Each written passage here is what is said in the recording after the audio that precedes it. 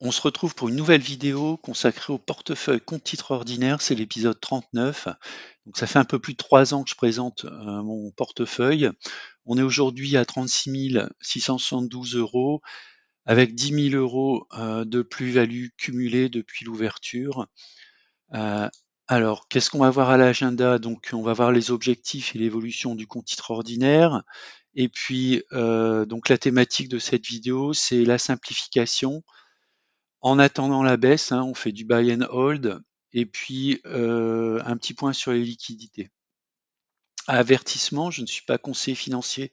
Cette vidéo n'a pas pour but de vous proposer un placement financier ou un quelconque conseil d'achat, mais uniquement un but pédagogique et de partage. Vous restez responsable de vos investissements. Alors, les objectifs du compte titre ordinaire, sont assez simples. Je suis parti d'un montant initial de 15 446 € avec un objectif de croissance du portefeuille de 8% par an, ce qui me conduirait au bout de la 15e année, qui est un objectif de revenu complémentaire, à une somme à peu près de 170 000 euros. Alors, sur les 170 000 euros avec 8% de progression, donc je pense retirer 4% de rendement. Ça veut dire que je laisse courir donc sur 4% et je retire 4%. Si on enlève les 30% d'impôts qui correspondent à la flat tax, ça me donnerait un revenu de 400 euros par mois. Alors, est-ce que j'en suis aujourd'hui? Donc, on est dans la 4e année. On est tout à fait dans les clous, 36 172. Donc, on a passé les 34 000 qui était la target sur la 3e année. Ma cible sur cette 4e année, c'est 41 453 euros. Bon, c'est quelque chose qui a été calculé de manière automatique, hein, on va dire globalement donc 41 000 euros. On verra si on arrive à les atteindre d'ici la fin de l'année. Donc l'évolution du compte titre ordinaire, principalement focus sur des compagnies américaines, également de technologie, globalement donc les 7 magnifiques ou les GAFAM, à part Amazon, hein, sur lequel je ne suis pas investi.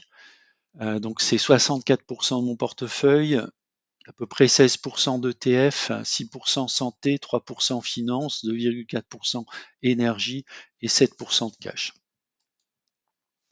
Simplification, effectivement, j'ai vendu mon ETF Gold, voilà, qui ne produit pas beaucoup de croissance, pour l'investir dans les actions Aflac sur laquelle je suis un petit peu en retard sur mon plan d'investissement. On verra un peu plus tard dans la vidéo. Le buy and hold, alors je ne l'ai pas classé par taille de portefeuille, je l'ai classé par ordre alphabétique, depuis AbbVie jusqu'à Tesla.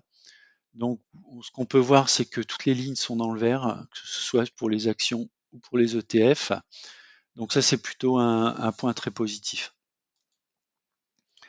Alors, en attendant la baisse des marchés US, effectivement, ils sont relativement hauts, hein. On est à plus un écart type pour l'indice Nasdaq.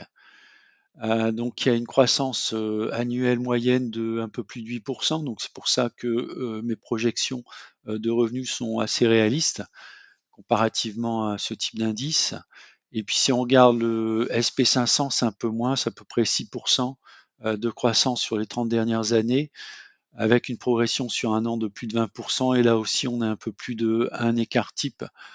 Donc on pourrait tout à fait avoir une correction, même si la continuation de la croissance peut être tout à fait possible, hein, puisque ça a été le cas lors de la période, on va dire 96-2000, qui a vu donc l'apogée début 2001 avec l'explosion de la bulle Internet où on était à peu près à 2 sigma. Donc on peut tout à fait continuer sur cette trajectoire sur les 3-4 années à venir.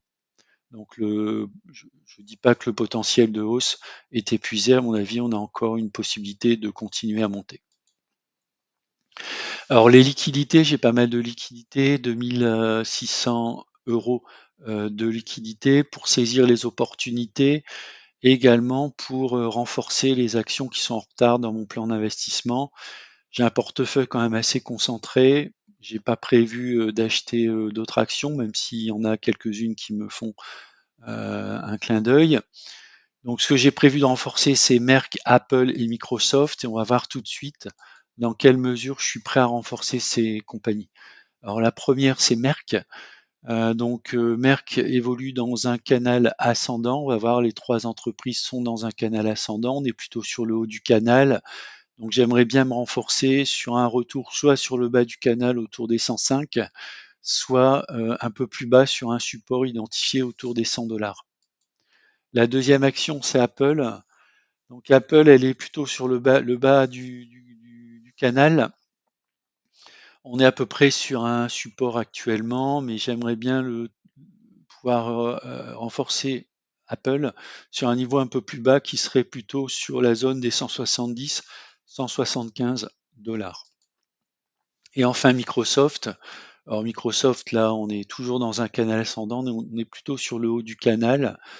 Bon, ça va être compliqué en fait pour renforcer, mais bon, on sait jamais, hein, pas forcément lié à une publication, mais une grosse chute des indices et on pourrait peut-être retourner sur un niveau de support dans un premier temps un peu en dessous des 350, dans un deuxième temps, c'est là où je vise un niveau de support autour des 312, 313 dollars.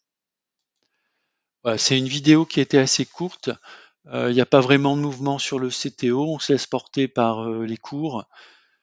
Si vous avez des commentaires, n'hésitez pas à les mettre. Et puis, bah, je vous dis à bientôt pour une prochaine vidéo.